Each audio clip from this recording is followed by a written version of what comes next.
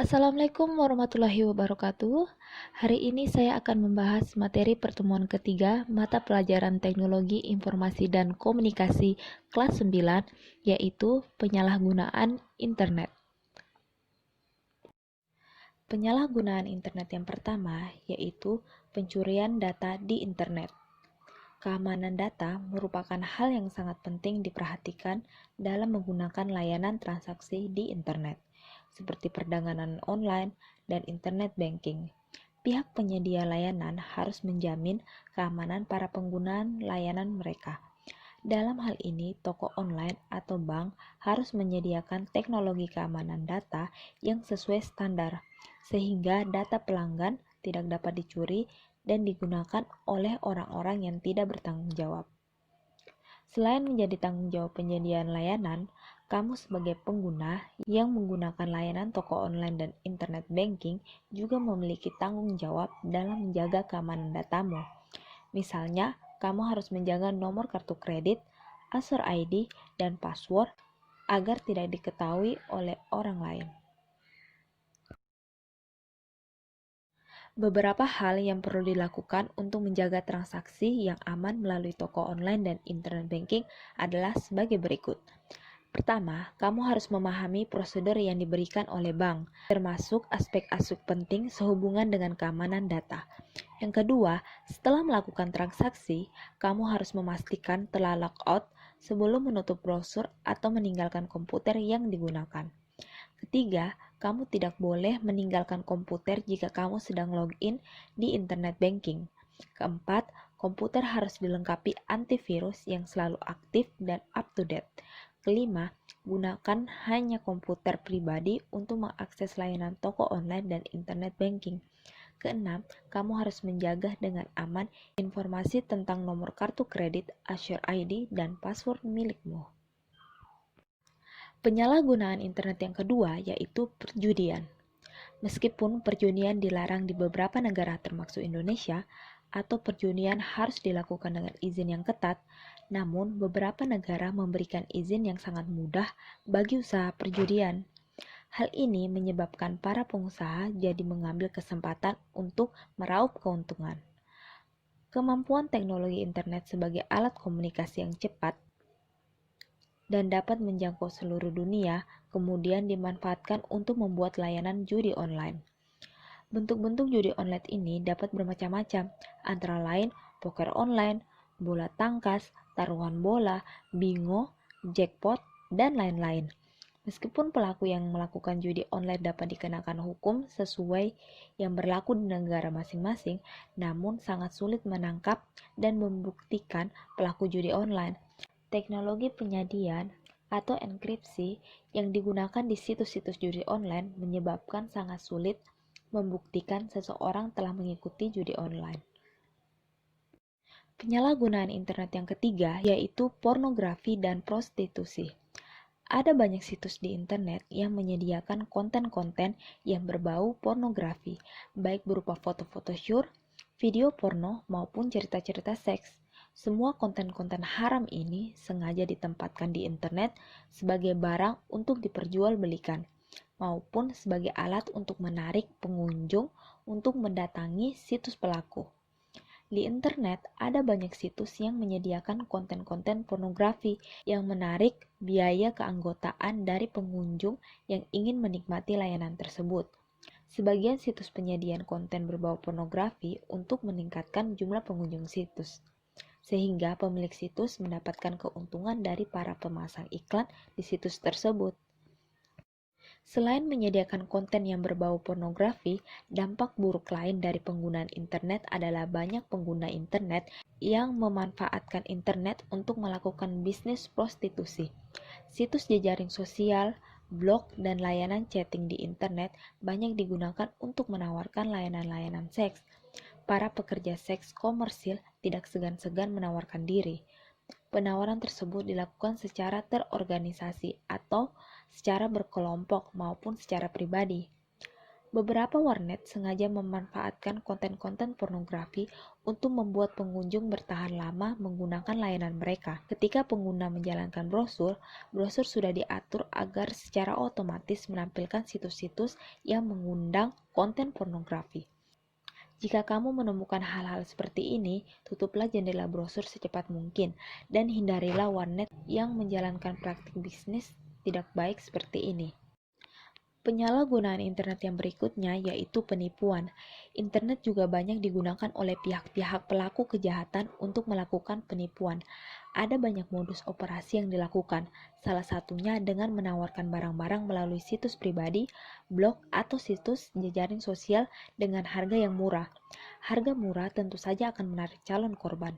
Pelaku akan meminta korban untuk mentransfer uang ke rekening pelaku. Setelah uang transfer, pelaku tidak mengirimkan barang yang ditawarkan sesuai dengan kesepakatan yang dibuat. Cara lain yang dilakukan pelaku penipuan adalah dengan mengirimkan email dan mengatakan bahwa calon korban adalah pemenang hadiah tertentu. Jika ditanggapi, korban akan meminta mentransfer uang sebagai pajak atau biaya administrasi. Setelah ditransfer, hadiah yang dijanjikan tidak akan pernah datang. Yang berikutnya yaitu spamming. Spam didefinisikan sebagai email yang tidak diharapkan atau sering disebut bulk email atau junk email. Spam biasanya datang dalam bentuk iklan atau email berantai. Spam dalam bentuk email biasa dikirimkan untuk tujuan marketing. Bagi para pelaku pemasaran, spam dimanfaatkan untuk melakukan promosi atau iklan. Teknologi yang ada saat ini memungkinkan email spam ini dikirimkan ke jutaan orang sekaligus dengan biaya yang murah. Spam pun menjadi alat promosi yang murah bagi tenaga pemasaran. Bagi penerima, email spam sangatlah mengganggu. Selain menghabiskan kuota ruangan penyimpan kotak surat, email spam juga menghabiskan bandwidth internet. Selain itu, email spam juga menyita waktu dari penerimanya untuk membuka atau menghapus email tersebut. Selain email yang bertujuan untuk pemasaran, spam juga dapat berupa email berantai. Email berantai itu berisi pesan-pesan tertentu yang harus disebarkan semua orang. Email tersebut juga disertai permintaan agar email diteruskan ke orang lain. Tentu saja email seperti ini akan sangat mengganggu penerimanya. Oleh karena itu, jika kamu menerima email seperti itu, sebaiknya tidak diteruskan kepada orang lain. Jika kamu teruskan, kamu juga dapat dikategorikan telah melakukan spamming. Yang berikutnya yaitu predator online. Internet memungkinkan dua orang yang tidak pernah bertemu di dunia nyata dapat bertemu dan menjalin hubungan. Hal ini kemudian dimanfaatkan para predator online atau sering disebut predator dunia maya untuk mencari korbannya. Para predator online mencoba mencari korban dengan cara menjalin hubungan melalui chatting room atau situs jejaring sosial. Umumnya yang menjadi target korban adalah remaja-remaja putri. Korban didekati dengan cara menunjukkan sikap yang simpatik dan penuh perhatian. Selanjutnya, setelah merasa korban dapat dijinakkan, pelaku akan mengajak korban untuk kopi darat atau bertemu. Pada saat bertemu, inilah tujuan pelaku dilaksanakan. Fakta-fakta menunjukkan telah banyak remaja yang menjadi korban predator online. Pemberitahuan di media menceritakan ada banyak remaja yang hilang setelah bertemu dengan orang-orang yang dikenal melalui internet. Remaja tersebut kemudian menjadi korban tindakan seksual, tindakan kekerasan, perdagangan manusia, dipaksa menjadi pelacur, dan bahkan dibunuh. Pelaku kejahatan online ini sulit dicari karena orang di sekitar korban tidak ada yang mengenal pelaku, selain korban sendiri. Oleh karena itu, sebagai pengguna internet, kamu harus hati-hati terhadap orang-orang yang dikenal melalui internet. Yang berikutnya yaitu pengaruh internet terhadap pembangunan karakter bangsa. Karakter seseorang akan mudah terlihat jika orang tersebut dihadapkan kepada situasi atau persoalan sulit. Cara seseorang merespon situasi dan persoalan tersebut akan menunjukkan karakternya. Karakter tidak hanya melekat pada individu, tetapi juga melekat pada kelompok, masyarakat, dan bahkan bangsa. Sebagai sumber informasi dan sarana komunikasi, internet juga dapat menjadi pintu masuknya informasi-informasi yang dapat merusak perkembangan karakter generasi muda, gaya hidup, ideologi, dan cara pandang dari bangsa lain yang sifatnya merusak, seperti gaya hidup berfoya-foya, perilaku bebas, seks bebas, tidak menghormati orang tua, mengabaikan ajaran agama, dan sebagainya, seringkali masuk ke bangsa Indonesia dan ditiru oleh generasi muda.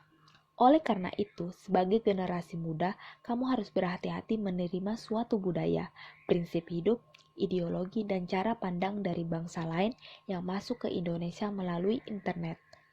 Informasi-informasi yang masuk melalui internet harus dipilah-pilah dan diteliti, mana yang memberikan pengaruh yang baik dan mana yang tidak. Sebagai generasi muda, kamu harus dapat membentengi diri dari pengaruh buruk dunia luar yang dapat merusak karakter baik yang dimiliki oleh bangsa Indonesia.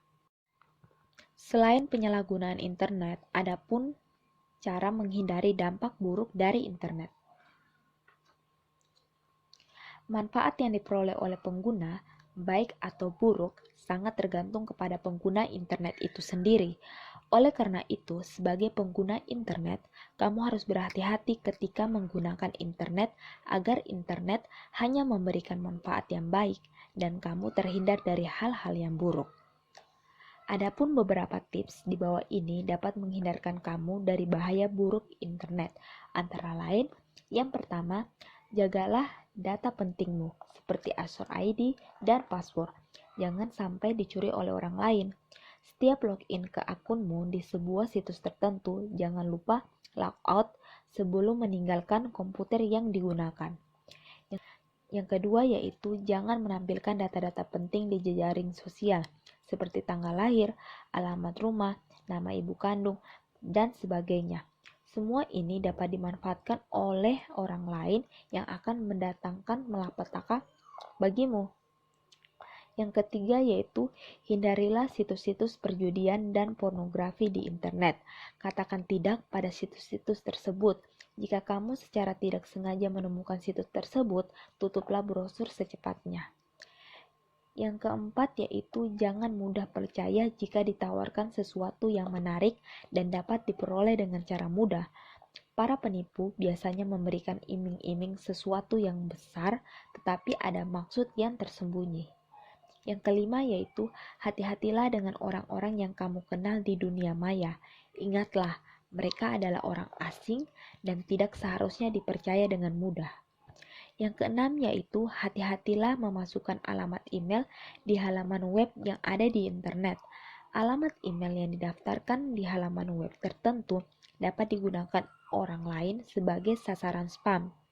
Yang ketujuh yaitu gunakanlah layanan email yang disertai dengan penangkal spam. Dan yang terakhir yaitu kembangkanlah prinsip-prinsip, ajaran, dan perilaku yang baik yang sudah kamu terima. Perkuatlah ibadah dan pahamilah lebih banyak ajaran agama yang kamu anut. Hal ini akan membentengimu dari nilai-nilai luar yang dapat merusak karakter baik yang sudah kamu miliki.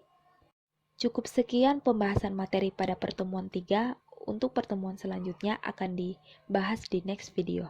Terima kasih. Wassalamualaikum warahmatullahi wabarakatuh.